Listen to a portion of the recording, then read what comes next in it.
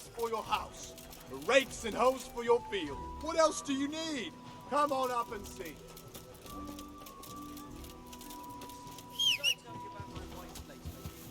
No, I didn't know she did that. Get going.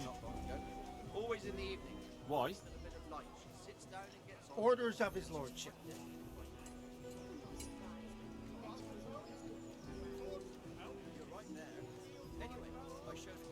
I'm here on important business, and you're gonna hold me up with some bloody inspection. Yeah, all right. Go ahead then.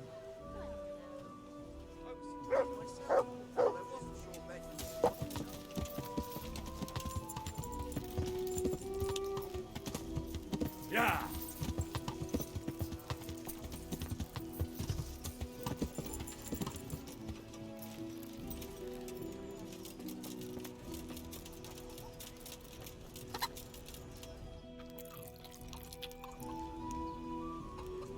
Greetings, good night. I'd like you to show Me teach you. Take care.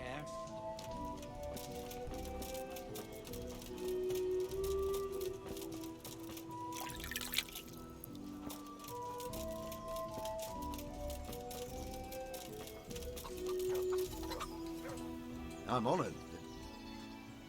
Goodbye.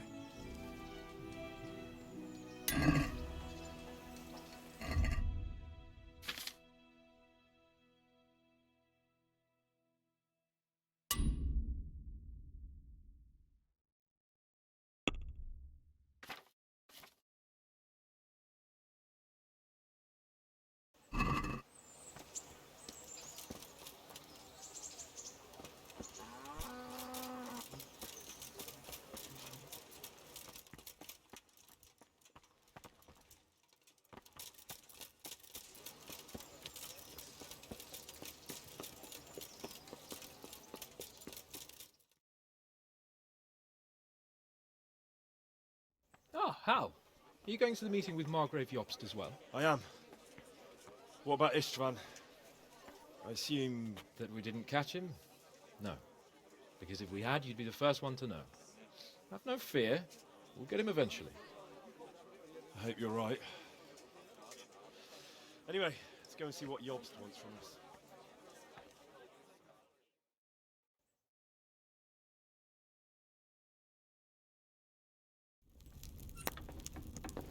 My lords, Christ's blessings on you all. And on you, Lord Capon. And this is my son, Henry.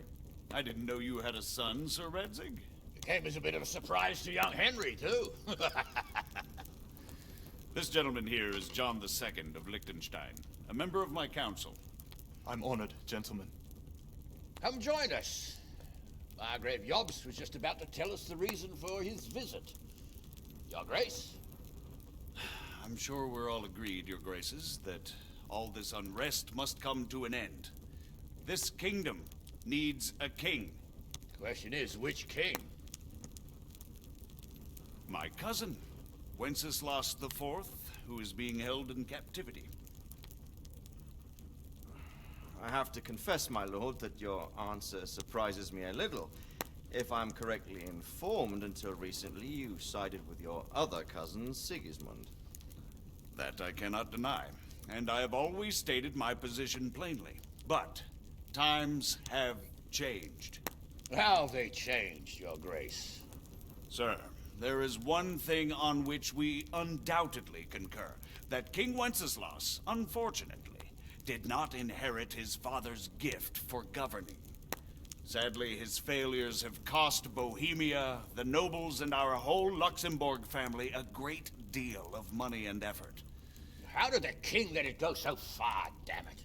It's in his temperament. He cares only for wine, women, and the hunt. A king, in fact, who never wanted to be king. Then why didn't he just let his brother have the crown?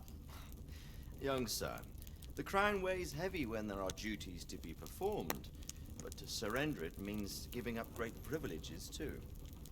But he did surrender power to his brother. When things started getting out of hand, Wenceslas appealed to Sigismund for help in restoring order. What, you're saying Wenceslas has invited him here? This is starting to make my head spin. Actually, it makes sense when you think about it. Sigismund wanted to re-establish the power of the whole House of Luxembourg. He thought if he helped Wenceslas win the imperial crown, in return his brother would help him become the king of the Romans, and leave the actual reign of Bohemia and the empire to him. Sigismund would govern, while Wenceslas could carry on doing what he was best at, enjoying the life of the imperial court. Why wasn't Wenceslas crowned Holy Roman Emperor long ago?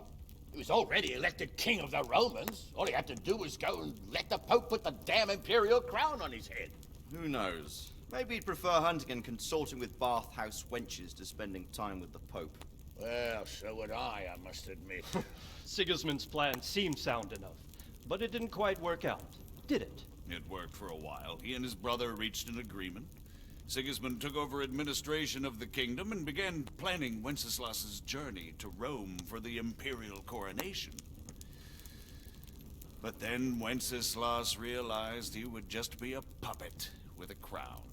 I must say, Margrave Jobst, Wenceslas and Prokop behave rather like naughty children in need of a good clout about the ears. Sigismund would agree. He was already planning his rule of Bohemia, and all of a sudden, the rug was pulled from under him. I'd say he lost his patience and decided he'd drag Wenceslas to the coronation kicking and screaming if he had to. Just like a naughty child, as you say. So he abducted him and your brother Prokop too, if I heard correctly. Correct. And you helped him do it, if I heard correctly. Yes, your graces, it's true. I was there when Sigismund abducted Prokop. I thought everything could somehow be settled, that we could make my brother see sense. But Sigismund just wanted to put an end to the dispute once and for all, whatever the cost. There was nothing I could do to stop him. And that's one of the reasons why I'm here. Ah. The worst of it is that it was all for nothing. Instead of putting a stop to the revolt, it escalated it, and the result is this chaos we have today. That's true enough, sir. But I must admit now, I'm not sure what your position is. The king is incompetent, but we must protect him? The simple truth, gentlemen, is that for all of Wenceslas's faults, we have no one else. So we'll have to make do with his idleness. People like him, though. But what can we do now? Sigismund has the League of Lords behind him. Otto von Bergolf, Heinrich von Rosenberg. The situation has gotten completely out of control. Now even the nobles of the League of Lords are realizing that Sigismund wasn't the right choice. So now Berghoff is on your side. Are we to assemble an army together with him and face Sigismund on the field of battle? We're not in Hungary now. Such affairs may be settled elegantly, without unnecessary hostilities or expenses. I have negotiated an alliance with the Hungarian bishops, the Polish, and of course the Czech nobility, against Sigismund. Every day he is losing the ground under his feet, and that's why I need your help too. What kind of help, though? Sigismund has a massive army, and Rosenberg, Berghoff, and Prague are behind him. Do you have an army you could face him with? But that's not what I mean at all. There's been a revolt against Sigismund in Hungary, partly due to my efforts. And now he'll have to choose whether he wants to gain the Bohemian crown, which is a very risky enterprise, or hold on to the Hungarian one. He can't have both. And there's a tough struggle awaiting him in Hungary. I'm not sure he'll win, and Rosenberg and Berghoff know it too. They're not stupid. If the Bohemian nobility stands together, they will turn. We are men of little consequence, Margrave. Radzig here lost everything because of his alliance with Wenceslas. Sir Divish came within a hair of the same fate. Even Rattay is defenseless against Sigismund and the League of Lords. What's more, your grace, King Wenceslas languishes in captivity in Vienna. He can't rule too well from there. And what do you propose? To sit with your arms folded till the Bohemian lands are turned to ashes like Skalitz? We have to put a stop to this senseless war. And do you know, sir, what the true position of the League of Lords is? I'm not on the best of terms with them at this moment, so you'll have to ask them yourselves. Yes. Why not? I'll go and visit Bergov at his castle and we'll see what he tells me. You know, that's not such a bad idea, young sir. True. Though a little risky. I doubt Berghoff would harm a blue-blooded envoy. And you can find out what he has to say about developments and what the League of Lords is planning. Then we'll decide what to do next. I'll help you compose a letter to him. I'd like Henry to come with me. Why not? He's proven himself an able investigator, and he'll also be a good bodyguard if anything should happen. And I'll send Sir John here to Gutenberg to be my eyes and ears there. I believe both your reports will help us get a better grip on the situation. When can you set out? Just as soon as I've packed my things. Excellent. Margrave Jobst and I will draft the letter. Get ready, and we'll meet back here.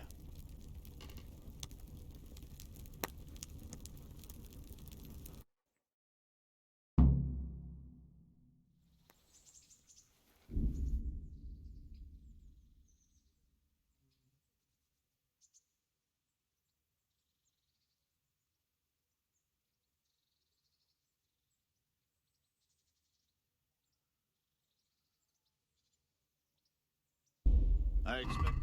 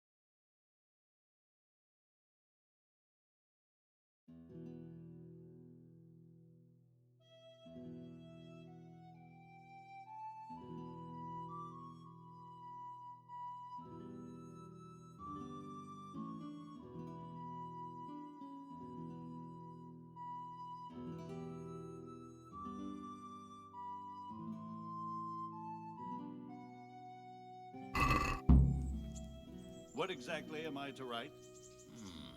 Oh, what isn't really the issue? The question is how. We need to learn where they stand on liberating the king and ousting Sigismund. If they'll make trouble or join our side, but...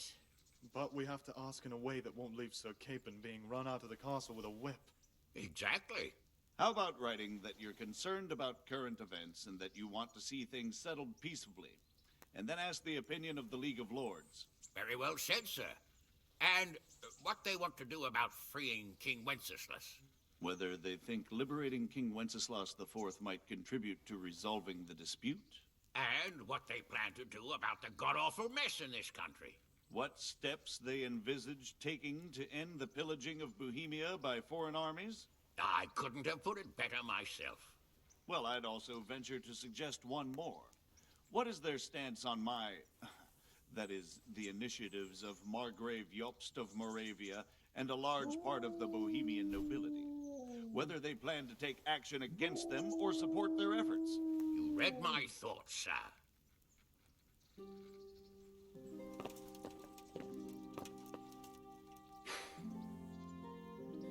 So what do you think of it all, Sir Divish? I think I don't know what to think. That makes two of us. If I didn't know anything about Jobst, I'd say he's right and absolutely truthful.